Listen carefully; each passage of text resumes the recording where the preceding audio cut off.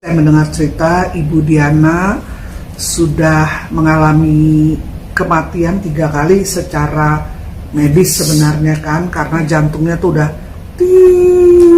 udah flat lah istilahnya. Tapi ya Tuhan masih menghidupkan lagi. Yang kedua juga sudah flat, Tuhan hidupkan lagi. Ketiga juga sudah flat, Tuhan hidupkan lagi. Dan apa yang terjadi ketika flat? Apakah ada pengalaman apa gitu? Karena kan nggak mungkin Tuhan kasih kesempatan hidup lagi tanpa ada pesan. Nah, kira-kira pesan apa atau pengalaman apalah? Pertama, pengalaman apa yang dialami ketika flat? Baik, oh my God.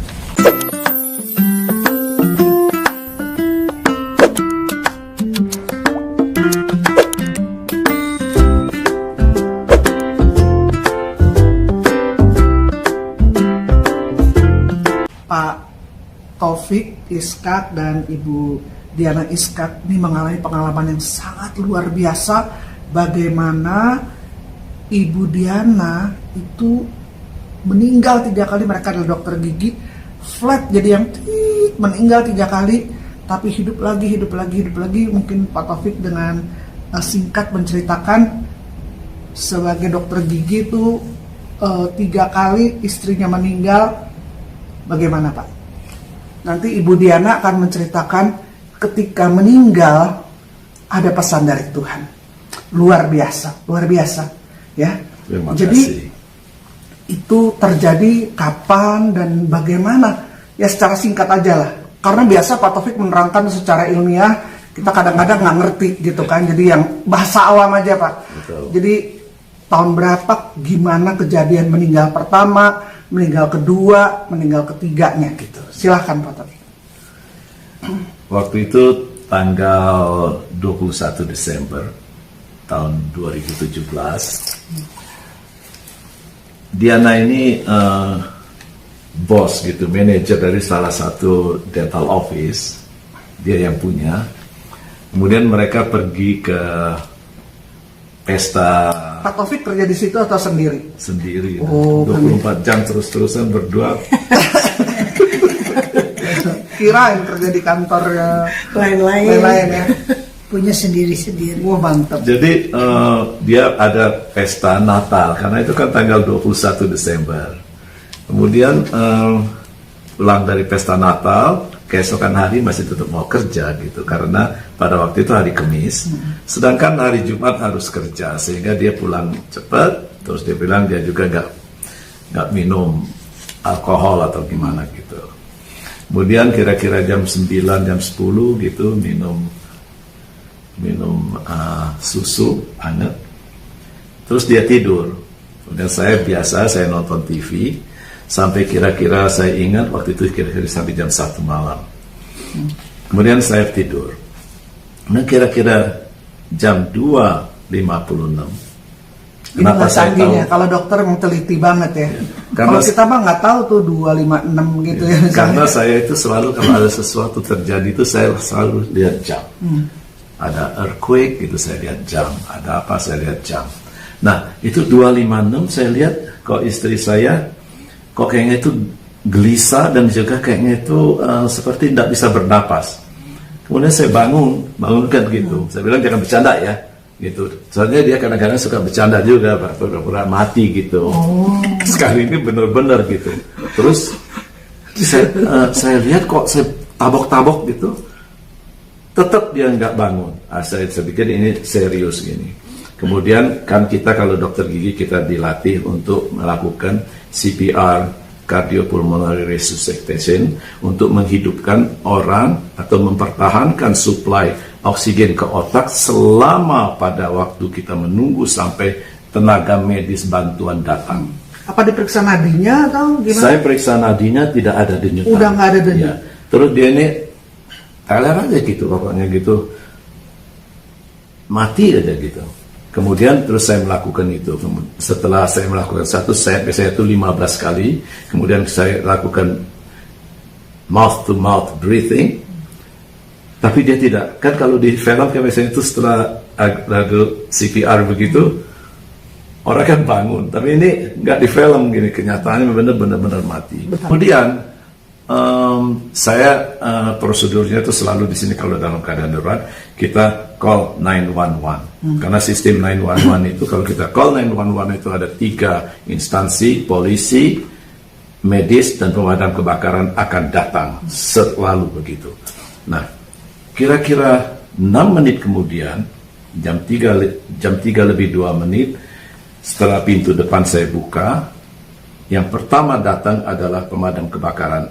Karena pemadam kebakaran itu kebetulan tidak begitu jauh dari tempat kita tinggal di sini.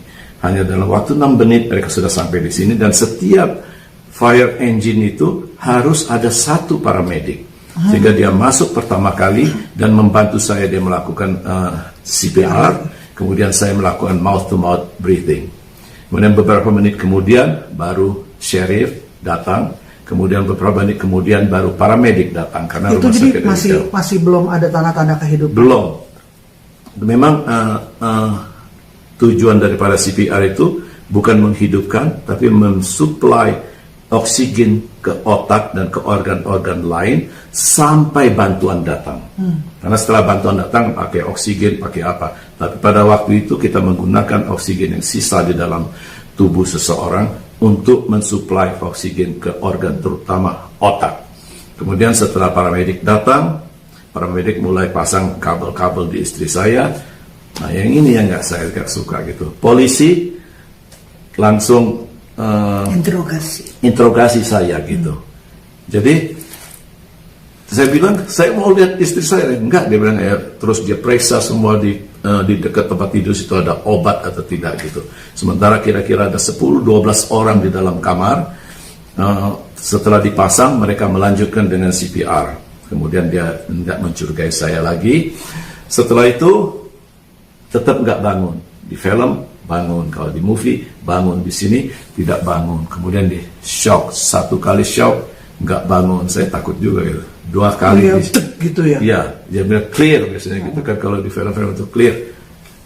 Saya nggak bangun juga, tapi setelah 3 kali nggak bangun, tapi saya lihat di grafik di dalam iPad-nya itu denyut jantung sudah normal. Jadi sebelumnya tuh flat, meninggal. Jadi andai kata waktu di pompa itu kelihatan cuman eratik gitu, nggak beraturan nggak kayak gitu, eratik, kadang-kadang naik turun. Sebentar dia tergolek gitu aja gitu. Semua t-shirt ya tidur tuh udah dirobek semua, udah dipasangin segala. Kemudian setelah itu mulutnya disedotin dengan ada lendir-lendir gimana gitu. Setelah itu langsung dibawa ke ambulans dan dibawa ke rumah sakit. Nah, itu kesimpulan Pak Taufik, Ibu Diana meninggal dari mana waktu itu? Jadi begini, kalau tidak ada pulse lagi, itu secara medis itu sebetulnya itu meninggal gitu. Dan juga di rumah sakit dinyatakan begitu. Jadi pertama kali dinyatakan di rumah sakit sebagai sudden death cardiac arrest. Jadi mati yang seketika karena jantung berhenti gitu. Out of nowhere. Istri saya ini pergi ke gym itu paling sedikit 3 kali seminggu. Jadi hidupnya sehat lah sebenarnya. Paling sehat sekali. Makannya nggak sengawur saya gitu. Makannya makan teratur yang baik gitu. Nah, tapi saya lihat kemudian hari baru saya pikir bahwa ini miracle dari Tuhan. Coba bayangin, jam 1 malam saya tidur, jam 2.56 pada waktu itu tentu orang sangat tidur yang dalam sekali. Tapi saya bisa terbangun. Artinya Tuhan membangun, malaikat Tuhan membangunkan saya. Nah, setelah itu dibawa ke rumah sakit. Sampai di rumah sakit, saya pergi ke counter untuk paperwork. Kemudian Diana dibawa kemana saya nggak tahu gitu. Setelah selesai paperwork, saya pergi ke ruangan sana, ketemu dengan dokter. Miracle kedua terjadi. Bahwa di dalam waktu jam 3, jam 4 pagi, kenapa ada 2 orang kardiologis, spesialis jantung? Karena pada waktu itu mereka melakukan surgery darurat, sehingga Setelah selesai surgery, mereka pergi ke unit gawat darurat untuk melihat gitu. Jadi terus dia bilang heart attack, katanya, serangan jantung. Jadi Ibu Diana itu kan secara medis serangan jantung. Serangan jantung. Jadi katanya. karena diperiksa sudden death serangan jantung. Iya, itu karena biasanya itu keadaan begitu tuh karena serangan jantung. Ya, okay. Kemudian setelah itu dia bilang kita mesti angiografi, kita mesti cek pembuluh darah mana yang pecah di jantung. Terus masuk ke ruangan operasi. Kenapa kok 15 menit kemudian spesialis jantungnya keluar? Saya pikir apa mati di dalam kali gitu. Ternyata dia bilang rule out heart attack. Ini something else. Jadi maksudnya itu bukan heart attack. Di satu pihak saya happy, tapi di lain pihak, tapi dia tetap mati gitu, tetap di situ. Jadi semua dia hidupnya itu karena alat support. Setelah itu saya bilang gimana sudah stabil? Dokter bilang it's hard to say that it's stabil, katanya itu karena keadaannya belum stabil. Kita cuman semua ini dia bisa bertahan karena alat support. Kemudian setelah itu dimasukkan ke kamar, tetap di ICCU, Intensive Care Cardiac Unit. Jadi intensive care untuk jantung. Kemudian dimasukin di sana dengan alat-alat, pokoknya muka ini segala itu udah kayak kabel-kabel, selang-selang udah kayak spaghetti gitu. Tapi saya nggak berani moto karena istri saya kalau di foto kayak gitu dia bisa marah kalau dia hidup gitu. Iya, padahal saya nanya kalau ada foto ketika selang-selang itu kan bagus gitu kan. Nyerempkan aja. Iya. Terus udah begitu saya teringat cuma satu. Saya call teman yang bisa menghubungi Romo Kanis. Saya bilang saya minta supaya Diana dapat sakramen perminyakan. Karena saya pernah dengar dari Romo Adri, dia bilang sakramen perminyakan itu sangat penting kalau seorang mati supaya orang itu grace worthy, supaya orang itu mempunyai kelayaan untuk menghadap Tuhan. Jadi saya pikirin begitu. Di samping kita lihat dokter-dokter udah berusaha, tapi saya juga berpikir kayak gitu. Kemudian kira-kira jam 9 pagi, dia dalam keadaan begitu, terus Romo Kanis datang, memberikan sakramen perminyakan. Setelah itu kira-kira jam berapa gitu, banyak teman-teman sudah datang semua gitu ke hospital ngelihat mau ngunjungin, tapi nggak bisa masuk ke dalam ruangan karena itu ICCU, supaya jangan, pada waktu itu Desember musim flu juga gitu, jadi orang takut untuk kena flu. Kemudian tiba-tiba setelah jam berapa gitu, tapi Tuhan baik pada saya. Ada pengumuman, Cold Blue Room 50. Saya itu nggak ingat kalau room Diana itu room 50. Cold Blue itu artinya itu flatline, pasien itu mati. Jadi dia tadi kan udah di shock, dia tuh hidup lagi. Hidup tapi tidak pernah sadar, tetap tiduran terus gitu, masih tetap dalam koma.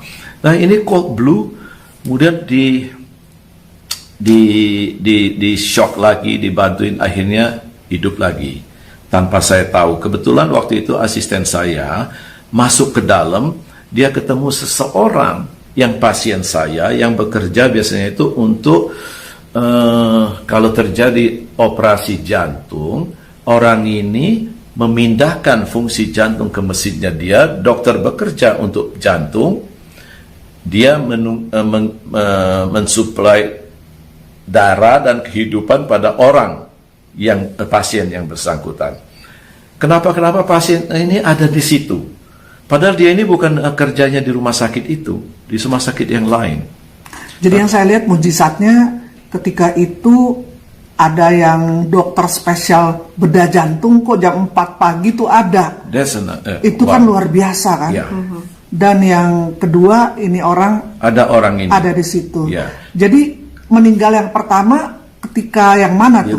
Di rumah meninggal pertama. Terus meninggal kedua baru ada di situ di rumah sakit. Ketika dibilang Cold Blue itu, yang ruangan 50 itu bahwa sudah meninggal ya. Artinya itu kalau di film-film sudah dibilang flat line. Biasanya kan jantung itu Ini yang udah. Ini tuh flat line. Tut, gitu. Oke.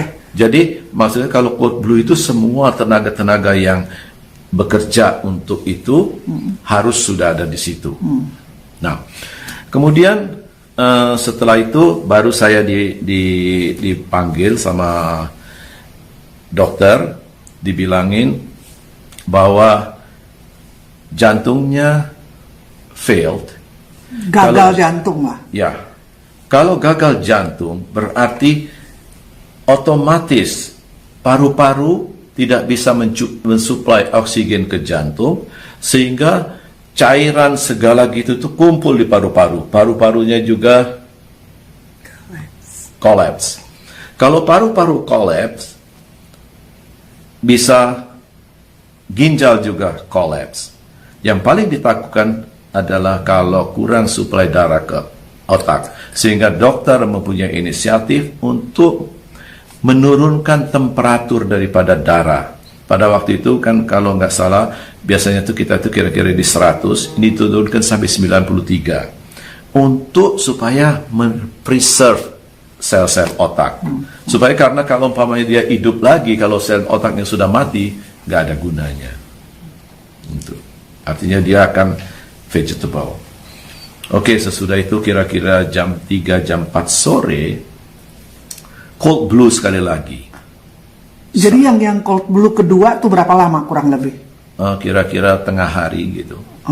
Kemudian pada sore hari cold blue sekali lagi. Setelah dihidupkan cold blue sekali lagi. Nah, pada waktu itu baru dokter datang lagi kepada saya. Dia bilang kita baru revive daripada istrinya. Untung saya nggak tahu. Tuhan tahu kalau saya itu nggak sanggup mungkin menerima dengan mendengar berita cold blue dari istri saya. Sehingga Tuhan menulikan saya pada waktu itu. Terus habis itu setelah balik lagi, baru saya ketemu lagi sama dokter. Dia bilang, parunya sudah gagal. Jantungnya cuma berfungsi kira-kira 20%. Dia bilang, keadaan begini, paling lama dia bisa bertahan 24 jam. Sehingga dia bilang, saya akan memasang suatu alat. Kemudian pasien saya yang ada di situ, dia bilang, do it dokter. Do it, let her do it. Karena saya mesti sign paper juga. Karena segala sesuatu prosedur saya mesti taken bahwa saya memberikan setuju gitu. Terus dia bilang itu, don't you mind? Dia bilang itu berkeberatan nggak kalau saya membantu juga, katanya gitu. Karena dokter ini katanya kalau dia nggak yakin, dia bilang itu dia nggak mau gitu. Nah, tapi sebelum itu pasien ini bilang, istri saya waktu cold blue yang kedua di rumah sakit, kan kalau di shock itu aturan Amerika tuh 3 kali di let it go, biarkan mati. Di Australia 4 kali let it go. Jadi sekalipun sudah flat gitu ya, atau cold blue artinya udah meninggal, dicoba di shock gitu ya. Amerika tuh cuma boleh 3 kali. 3 kali. Karena apa? Efeknya itu berat pada otak, pada organ-organ lain gitu. Itu bukan sesuatu yang itu sudah desperate. Itu jadi sudah, waktu flat yang kedua itu kata dokter sudah gagal jantung, gagal paru-paru, sudah gagal ginjal ya. Itu karena udah flat gitu.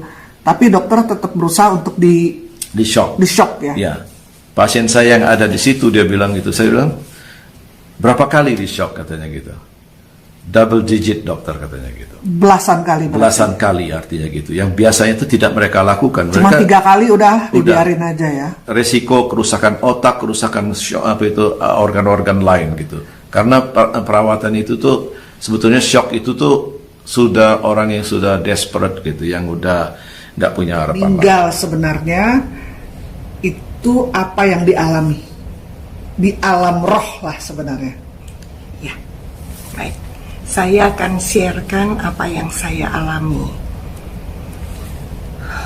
Waktu itu saya seperti bisa melihat semua roh-roh jahat yang ada di ruangan itu. Itu di ICU. Itu di ICU. Di ICU. Ya. Jadi segala macam bentuk, segala ribuan, saking banyaknya saya sebut ribuan gitu. Terus terang saya takut. Takut itu apa gitu ya. Terus semua pada datang gitu. Terus tapi saya heran gitu, kok berhenti, kok nggak bisa. Kenapa kok itu bentuk yang aneh-aneh, yang serem-serem itu kok nggak bisa lebih mendekat lagi, sampai jarak tertentu berhenti. Saya pandang-pandang, oh ternyata ada seperti dinding kaca yang menahan mereka sampai ke saya gitu. Jadi rada tenang ya, hati saya rada tenang. Tapi saya bertanya, kenapa kok bisa ada dinding kaca gitu. Pertama, kenapa kok kaca? Kenapa kalau tembok, kalau kita dilindungin gitu kan tembok, tapi kenapa kok kaca gitu? Suara itu ada suara berbicara, aku mau engkau lihat itu semuanya yang terjadi. Makanya itu kaca, supaya kamu bisa lihat. Dan kenapa, saya tanya lagi, kenapa ada itu tembok yang melindungi saya? Suara itu bilang lagi, itu semua doa dari saudara-saudara, dari teman-temanmu, dari misa, dari semua romo-romo, semuanya orang yang berdoa untuk kamu waktu kamu saat ini sedang berdoa untuk kamu. Jadi setelah itu saya liatin lagi, oh terima kasih, jadi saya roh jahat ini nggak bisa datang ke saya bilang. Terus setelah itu saya hilang lagi, terus saya tiba ada di dalam air. Aneh kan, ada di dalam air, tapi kok nggak terganggu pernapasannya, jadi kayak ikan aja gitu. Jadi bisa bernapas bebas, tapi di dalam air. Ya nggak kedinginan, nggak susah bernapas, tapi semuanya air. Terus saya lihat ke atas, kok ada cahaya di atas ya. Jadi saya pengen tahu ada apa di atas itu. Jadi saya berenang ke atas. Terus saya muncul kayak di satu tempat yang air yang luas banget. Saya nggak tahu apakah itu telaga atau sungai tapi sangat nyaman di situ ya. Suasananya sangat nyaman. Oh, saya sambil lihat-lihat kiri kanan, apa ada yang saya kenalin tempat ini. Tiba-tiba saya lihat ada perahu lewat gitu, dari jauh datang gitu. Terus saya lihat lagi ada siapa di dalam perahu. Perahunya sederhana sekali, bukan seperti kapal pesiar atau apa, itu enggak, tapi sederhana sekali. Terus di dalamnya ada beberapa orang, bukan cuma satu orang, tapi mata saya tuh, pandangan saya tuh tertuju pada hanya satu yang di tengah, bukan di depan, bukan di belakang, tapi di tengah. Dia pakai jubah warna putih di dalamnya, terus warna coklat di luarnya.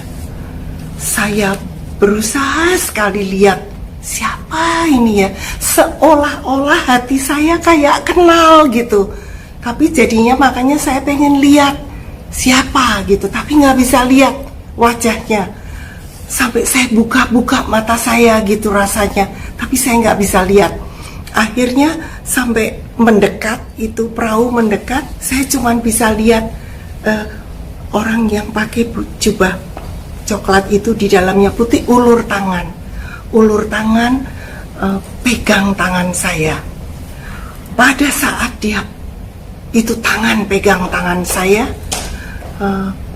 even sebelum ditarik dari air, saya merasa satu perasaan kasih yang luar biasa.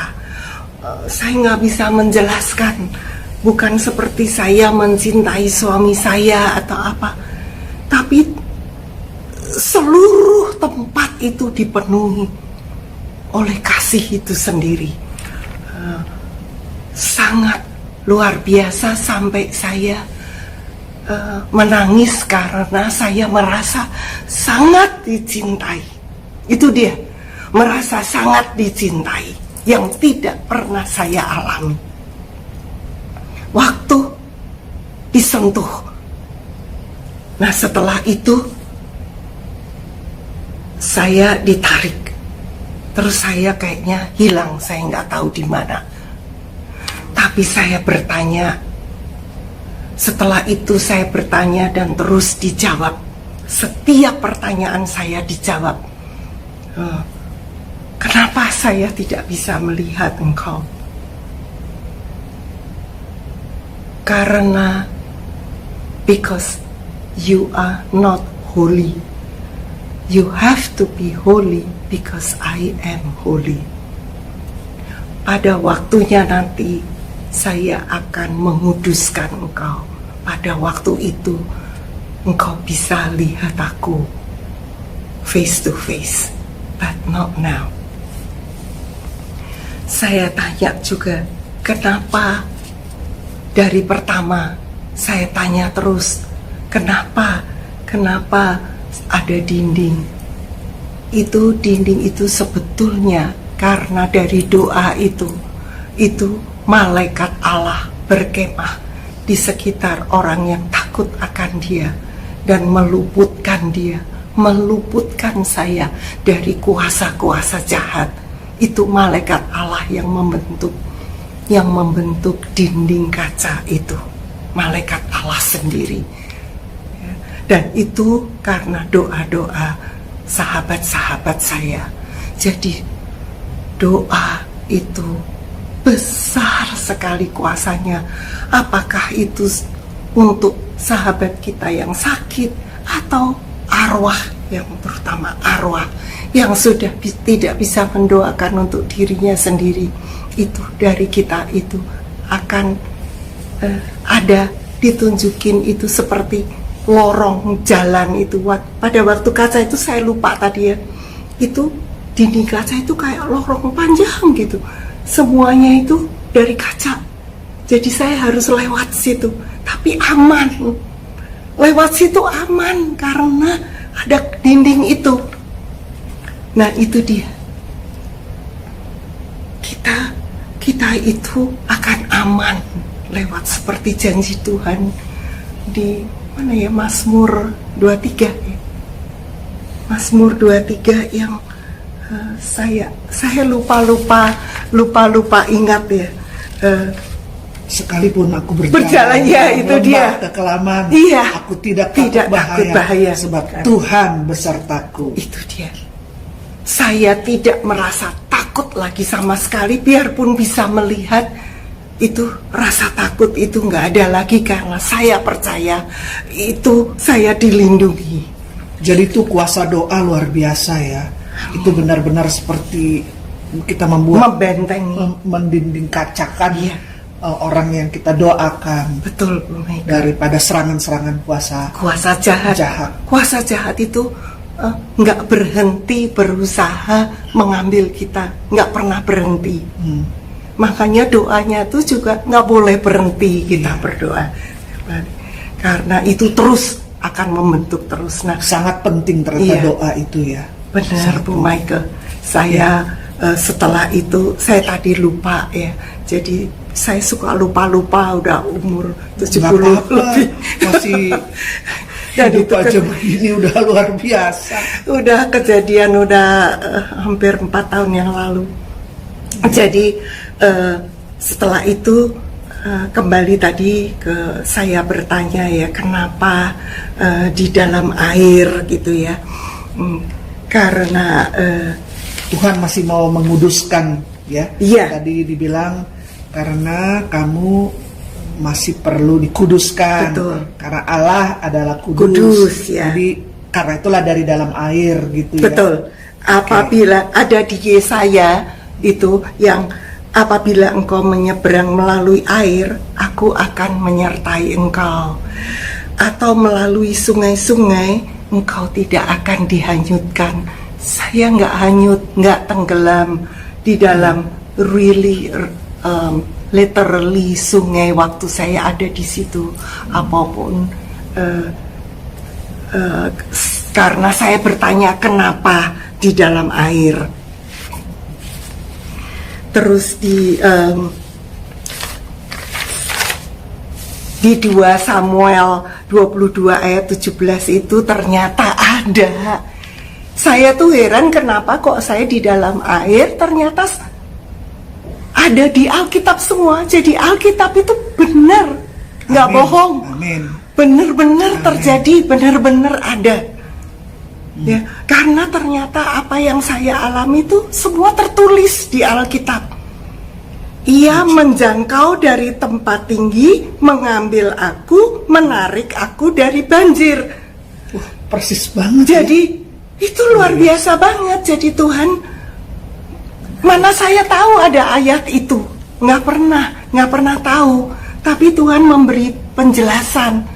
Karena kamu bertanya kenapa di air, kenapa mesti dikuduskan di air supaya kamu bisa menjadi kudus, Kayak dicuci gitu ya. Iya, seperti dibersihkan lagi.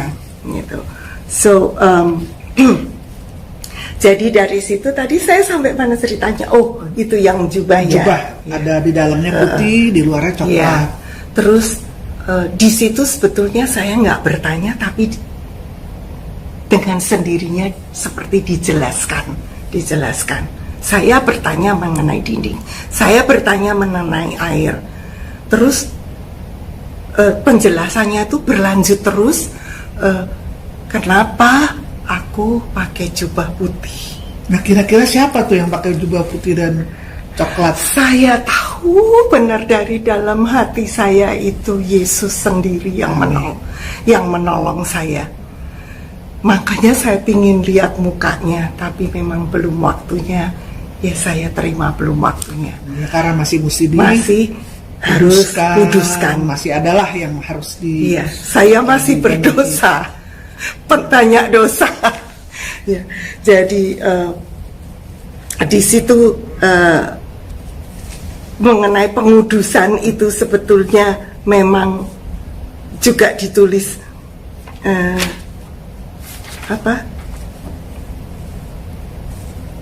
di Yeremia kalau nggak salah ya.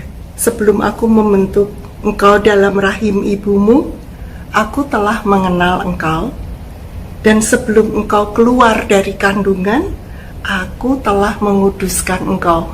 Jadi kalau waktu kita lahir udah dikuduskan, kita mesti jaga, mungkin gitu maksudnya. Maksud jubah putih itu supaya kita tetap kudus terus.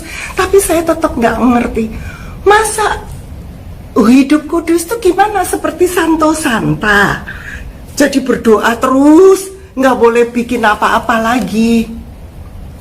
Nah, di situ saya mendapat pengertian. Ternyata kok seperti, setelah saya sadar, kok seperti Pope Francis yang pernah bilang bahwa hidup kudus itu, kamu harus hidup kudus itu bukan berarti 24 jam kamu berdoa di biara. Tapi apapun yang kamu lakukan untuk Tuhan. Itu hidup kudus. Jadi, kalau segala sesuatu kamu lakukan untuk Tuhan, kamu tidak akan pernah marah, kecewa, sakit hati karena nggak dihargai. Orang melakukannya buat Tuhan kok, bukan buat suami saya. Apakah masak ataukah buang sampah, atau pengertian saya begitu yang dijelaskan. Jadi kita lakukan hal-hal sederhana sehari, bahkan terhadap keluarga, tapi dengan pemikiran bahwa saya lakukannya itu buat Tuhan, bukan untuk manusia, tapi bukan untuk Tuhan. Manusia. Jadi bukan seperti hidup membiara, tapi saja ya. Ya, bukan membiara saja, tapi orang biasa pun, istri atau pekerjaannya apapun bisa hidup kudus. Itu yang dimaksud Yesus dengan hidup kudus untuk orang awam, barangkali begitu ya. Itu yang tadi lambangnya jubah putih. Lambang jubah putih. Jadi lambangnya air kita dibersihkan, kemudian lambang jubah putih hidup kudus, kemudian selanjutnya. Terus dia bilang jubah coklat ini brown itu kerendahan hati. Jadi number one holy, number two humble. Itu mengenai kerendahan hati itu memang benar-benar itu juga maksudnya kenapa kalau setelah itu saya sadarnya kenapa saya diberi itu. Kenapa saya diberitahu mengenai kekudusan? Kenapa saya harus humble? Saya pikir itu semua buat saya, gitu ya. Saya kurang kudus, saya kurang humble. Kalau saya lebih humble, saya nggak mudah sakit hati juga, nggak mudah marah. Ya biarin orang nggak menghargai, nggak apa-apa. Seperti Mother Teresa ngomong, ya tetap aja berbuat baik, nggak dihargai, nggak apa-apa. Tapi kalau kita sombong, mana mau, nggak dihargai ya berhenti nggak mau ngerjain lagi. Mungkin maksudnya begitu ya. Jadi semua tuh saya selalu pikir itu buat saya, tapi karena saya kurang humble, hidup saya kurang humble. Nah, jadi dua, saya harus lebih holy, saya harus lebih humble. Yang ketiga, waktu Tuhan tarik tangan itu, tarik saya dari air, lihat bagaimana saya menolong engkau. Jadi engkau pun harus menolong yang lain. Jadi help others. Saya ulang lagi, holy, humble, help others. Seperti saya menolong engkau, engkau menolong yang lain. Sekarang kalau saya ditanya, saya ngerti kenapa saya harus ngalamin ini dari beginning. Saya look back again. Saya tengok ke belakang. Waktu itu saya lagi pimpin pujian. Lagu yang saya pilih itu lagu Maukah kau jadi roti yang terpecah bagiku? Maukah kau jadi anggur yang tercurah bagiku? Sampai sekarang saya masih nangis kalau nyanyi itu, karena setelah itu saya mengalami peristiwa itu. Karena saya tahu waktu saya pimpin pujian itu, saya sungguh-sungguh mau menjadi roti, menjadi anggur untuk Tuhan. Maka hati-hati kalau janji sama Tuhan, ya harus benar-benar, karena waktu itu terus terjadi. Nggak lama, mungkin beberapa hari setelah saya pimpin pujian dengan lagu itu, saya janji Tuhan. Jadi saya selalu merasa bahwa kejadian itu bukan malapetaka. Buat saya bukan malapetaka. Itu satu berkat buat saya, karena Tuhan menjawab permintaan saya. Itu berapa banyak orang yang pernah mengalami berjumpa dengan Yesus. Saya merasa sangat diberkati, saya merasa sangat I am the favor of God. Kalau Tuhan nggak pilih saya, nggak mungkin saya bisa mengalami itu. Kalau Tuhan nggak pilih saya, Nggak mungkin dari sehat walafiat saya bisa mati 3 kali, saya sehat lagi, kembali seperti semula, seperti tidak apapun pernah terjadi pada tubuh saya. Jantung saya bagus, normal, paru-paru saya bagus, ginjal saya bagus. Jadi ini kehendak Tuhan. Ini saya boleh mengalami ini as the grace of God. Saya merasa I have a favor of God untuk mengalami ini. Semua saya nggak menyesali. Sampaikan suami saya juga tidak pernah marah kepada Tuhan. Dan saya berjanji waktu saya bangun, saya berjanji saya tidak akan bekerja sebagai dokter gigi lagi. Saya hanya akan melayani Tuhan, melayani sesama saya. Sebisa-bisa saya sebagai manusia, saya pasti akan pernah, ya nggak bisa perfect. Saya bukan perfect, tapi saya akan berusaha untuk itu.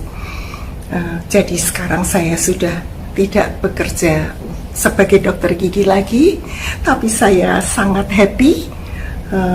Tuhan yang mencukupi segalanya, dan saya 100% selalu saya bilang yes untuk pekerjaan Tuhan. Jadi pesan Tuhan yang harus saya sampaikan melalui kejadian yang menimpa saya itu sebetulnya ada 4. Doa kita, kuasa doa, jangan pernah putus. Pray without ceasing, jangan pernah berhenti berdoa.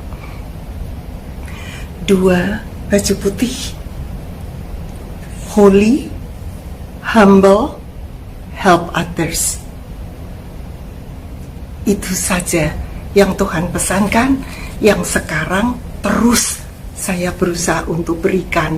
Bahkan kemanapun saya pergi, for some reason saya selalu bertemu dengan orang-orang yang mau dengar cerita itu.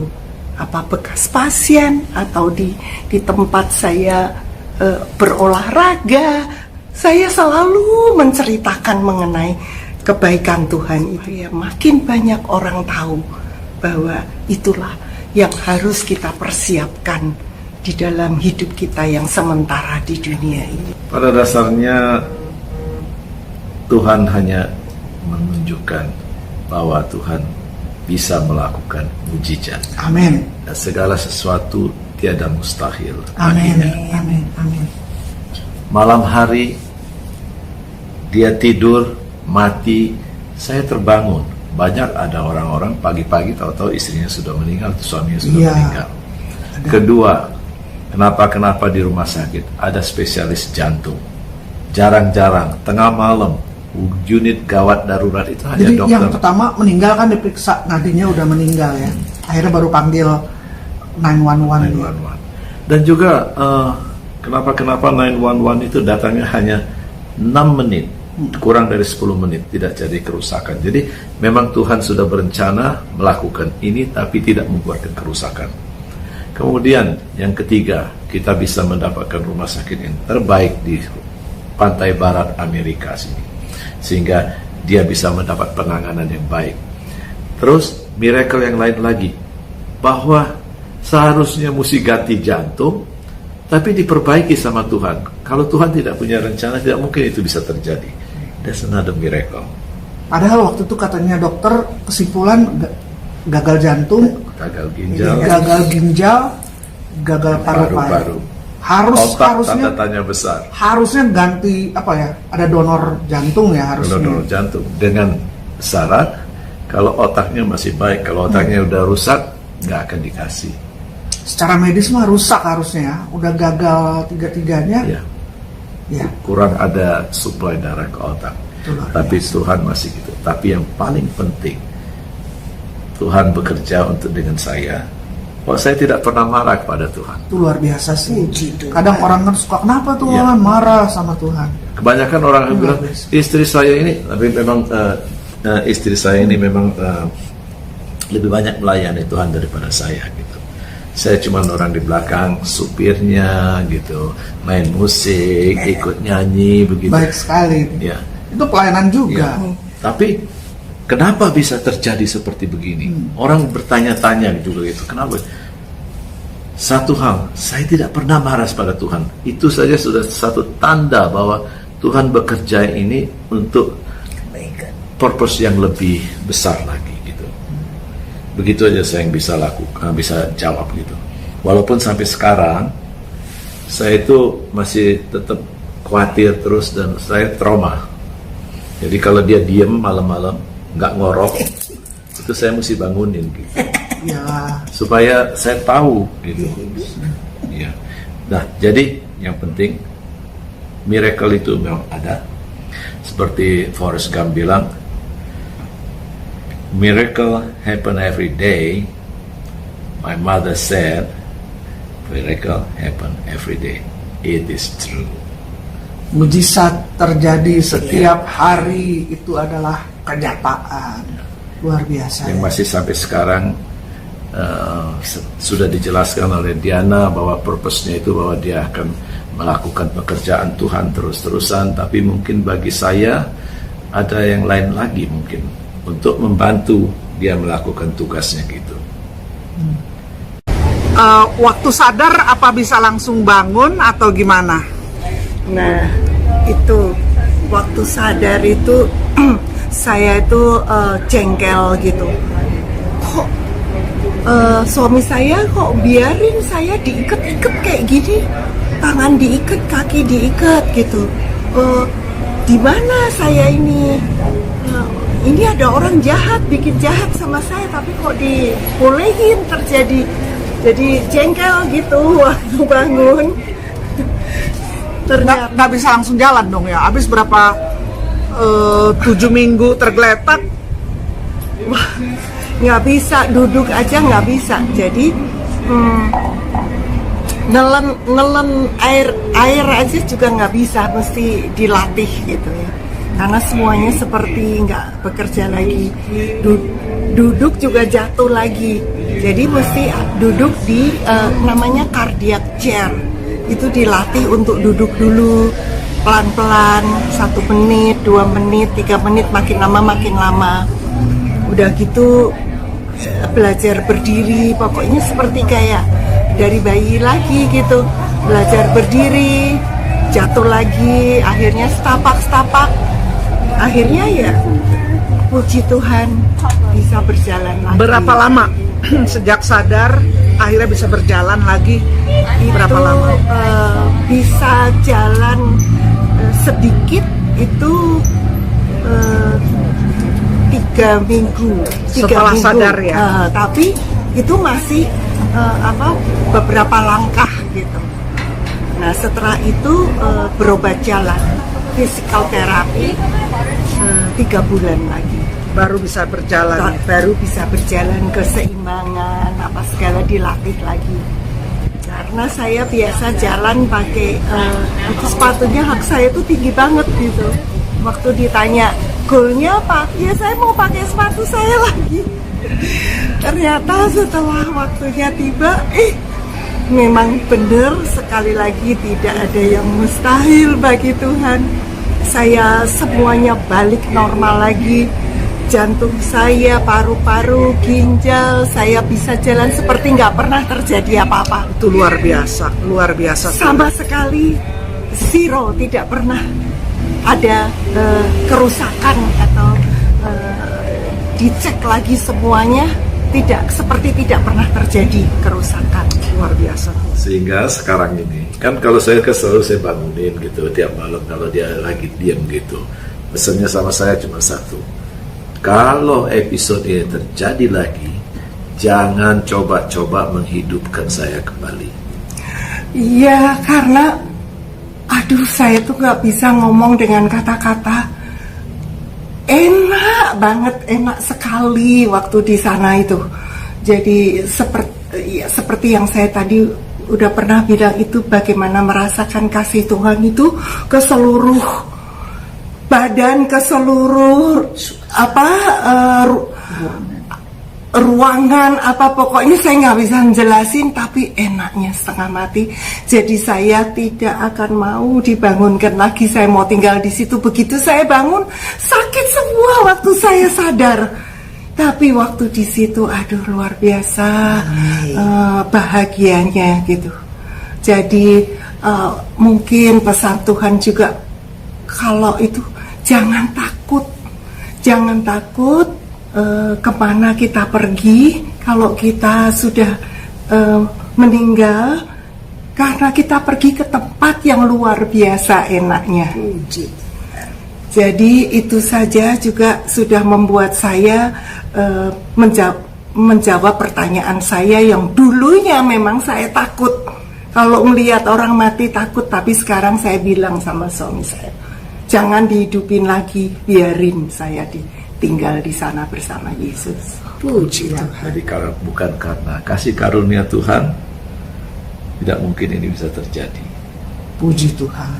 Begitu. Jadi segala pujian dan segala hormat, kemuliaan hanyalah bagi Yesus Kristus Tuhan yang tidak berubah, tetap sama kasih kuasanya dulu, sekarang, sampai selamanya. Amin. Yesus hidup. Yesus bukan Amen. hanya Allah sejarah, Allah teologi, Allah filsafat, tapi Yesus adalah Allah yang bangkit dan hidup berkuasa sampai selama-lamanya. Amin. Karena dia adalah kebangkitan dan hidup. Kita melihat 3 kali meninggal, dibangkitkan, dan ada pesan daripada Tuhan. Dan di dalam Yesus Kristus Tuhan, kita juga percaya kalau roh kita meninggalkan tubuh yang fana ini, alias meninggal, kita pasti bersama dengan Yesus akan bangkit kembali dan hidup di dalam kehidupan yang kekal di rumah Bapa di sorga dan dalam perjamuan yang abadi bersama-sama dengan Yesus Kristus Tuhan kita. Terima kasih Pak Taufik Iskak, Ibu Dena Iskak, untuk kesaksian yang luar biasa. Luar biasa, bahwa seperti Pak Taufik bilang tadi, bagi Tuhan tidak ada yang mustahil.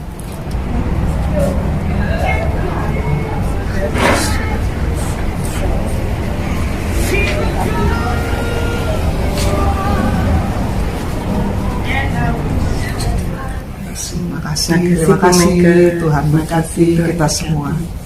Oke.